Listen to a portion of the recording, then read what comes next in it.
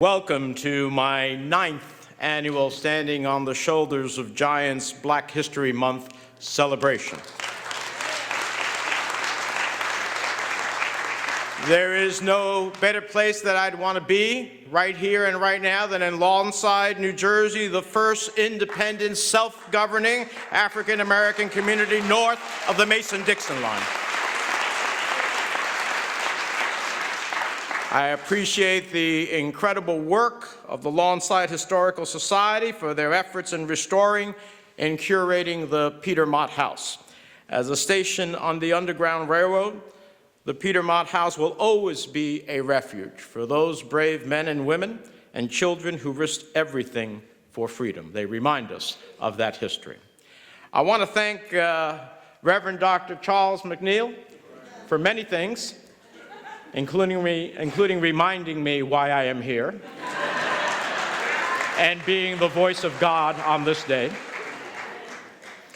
and for so kindly welcoming us to the Grace Temple Baptist Church, Reverend. Thank you for your civic leadership, and thank you for all you do to uplift our families through the power of faith. And to the First Lady, Angela McNeil, thank you so much for the warm welcome. And what the pastor was trying to do, instead of saying numbers, he wanted to say his endless love. So,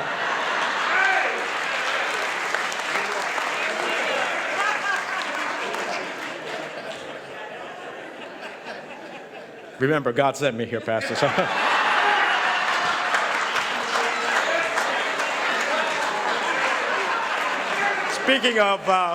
Speaking of uplifting, I want to thank Assistant Pastor Cheryl Jardine for leading us in today's invocation, and the incredible soaring words of Lawnside's poet laureate Sandra Turner Barnes for her powerful presentation. Thank you so much.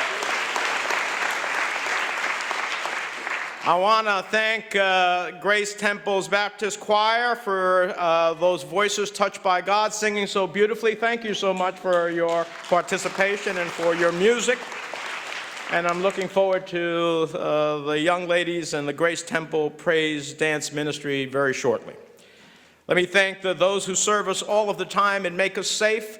You know, it's human nature to run away from a challenge, to run away from a fire, to run away from a danger. But the people of the Lawnside Fire Department, ultimately, they run towards that danger to present us. So thank you to the Honor Guard for presenting the colors. I want to thank my good friend, Congressman Donald Norcross, for being here today. He is a real champion. If you're in a fight, you want Donald Norcross in the foxhole with you, fighting for the hopes, dreams, and values of working people across Camden County. Thank you, Congressman, for all your leadership. I want to thank our freeholder, Jonathan Young, a former Black History Month honoree, for serving as our Master of Ceremonies so well. And I want to thank the councilwoman who did the toughest job you do in politics, which is acknowledge everybody else. Thank you, councilwoman. You did an exceptional job in record time. As a matter of fact, they give people in the Senate and the House more time than we gave you. So, and finally, let us give a very warm welcome to our special guest, one of the nation's most impressive, dynamic leaders, the chairman of the House Democratic Caucus, Congressman Hakeem Jeffries of New York.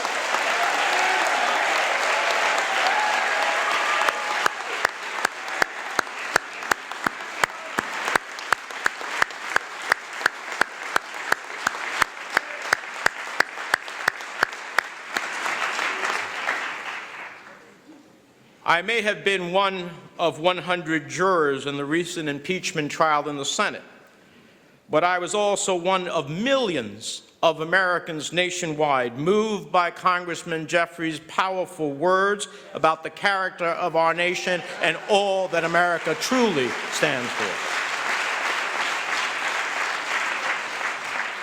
We come together today to honor African Americans who throughout our history have called upon our nation to live up to its highest ideals.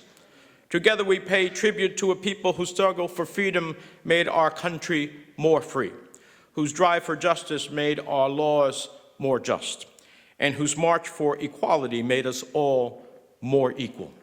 That's why I call this event our Standing on the Shoulders of Giants celebration, because I know that my story, the story of a poor kid who grew up in a tenement in Union City, the son of refugees, and went on to become one of 100 United States senators in a country of 320 million, that is a story that never would have been possible without the African American civil rights leaders who came before me, and I never forget that.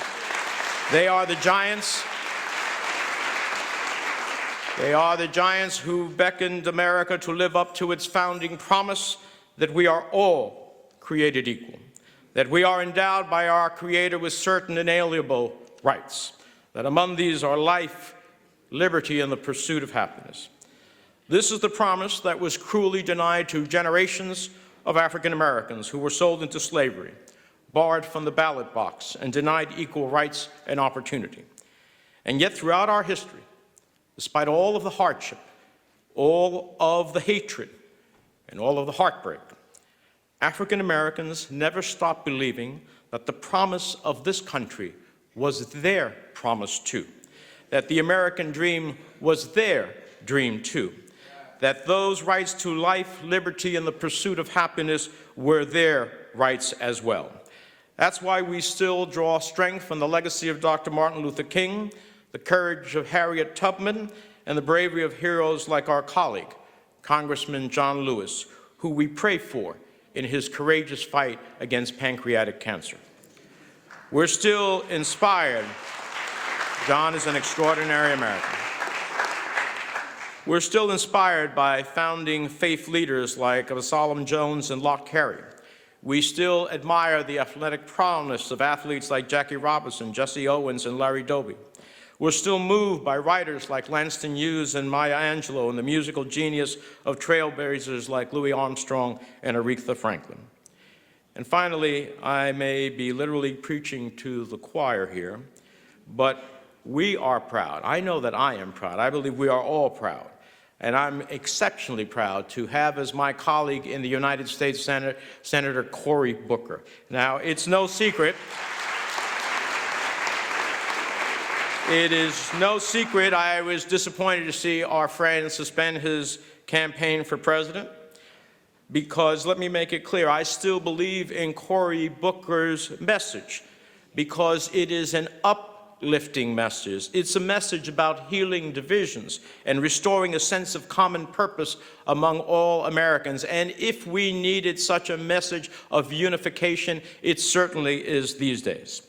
Many of the priorities that Cory and I stood for in Washington and continue to fight for in Washington, expanding opportunity, making health care affordable, investing in education, yes, making health care affordable. There are some people who derisively call the Affordable Care Act Obamacare. I say, yes, Obama did care, and that's why millions more have health insurance today than they had before.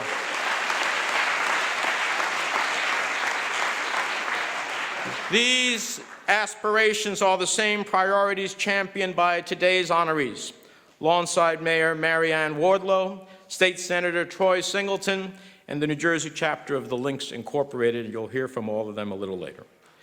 The courageous Rosa Parks once said, "We are here on the planet Earth to live, to grow up, and do what we can to make this world a better place for all people to enjoy freedom." Today's honorees are certainly doing their fair share. Now more than ever, we need to celebrate the good work going on in our communities. Because if we're being honest, it's not like we can look to the White House for inspiration.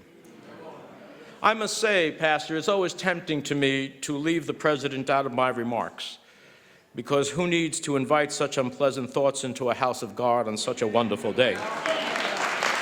Indeed. Indeed. Who here hasn't been tempted to just try and get through the day without reading the news or turning the TV on or, heaven forbid, opening Twitter? But in a serious note, we cannot ultimately give in to those temptations. And here's why.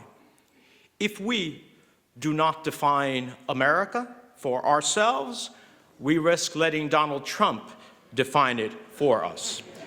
We cannot be silent because no one else will be our voice. No one else will protect our rights. No one else will fight our fights. And my friends, even in the most uncertain and divisive time in our country, I've seen firsthand why it's important to fight those fights. Let me just give you 2 examples in the time we have here today. I could give many others, but let me give you 2.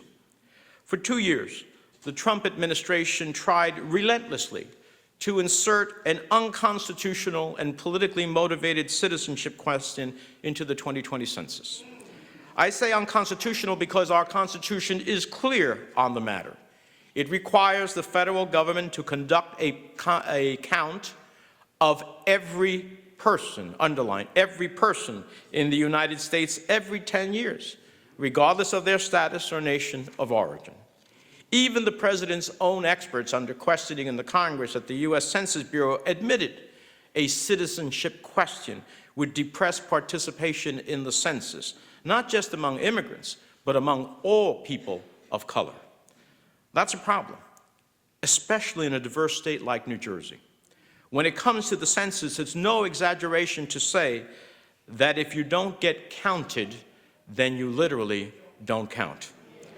Your voice in our democracy goes unheard because the census shapes how congressional districts are drawn. At one time, New Jersey had 14 congressional districts. Then it went to 13, now to 12.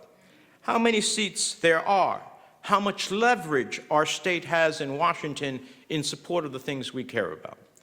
Your community goes underfunded because census data influences over how $500 billion in federal funding is divided up between the states, nearly $23 billion for New Jersey alone. And census data also influences how local governments make important decisions that affect minority communities every day, like where we hire more teachers or build new hospitals. And in the private sector, they decide, the census data shows the private sector who makes billions and billions of dollars in investments. Where's the new research park coming? Where's the new distribution center coming? Where do I open corporate headquarters? Those investments and economic opportunity that flows from it, all from the census. So as your senator, I always fight to bring back federal dollars to New Jersey because every dollar can make a real difference in people's lives. Consider the nearly $3 million grant I won last year to improve maternal health across New Jersey. At a time when African American women and all women of color continue to die from complications from childbirth at higher rates than their white counterparts, this money helps us improve prenatal care and maternal outcomes. So no, I'm not going to sit back and allow the administration to turn the U.S. Census into a political weapon. So we spoke out. We galvanized the civil rights community nationally who fought back. We challenged the administration in courts, and we prevailed. And when the president tried,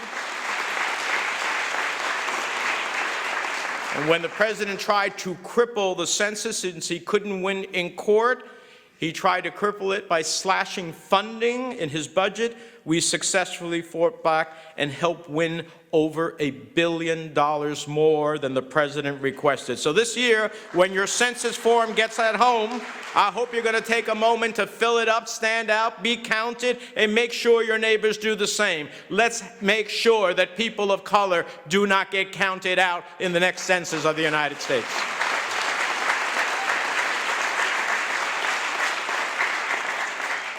Fighting back always matters, especially when it comes to be a voice for the voiceless.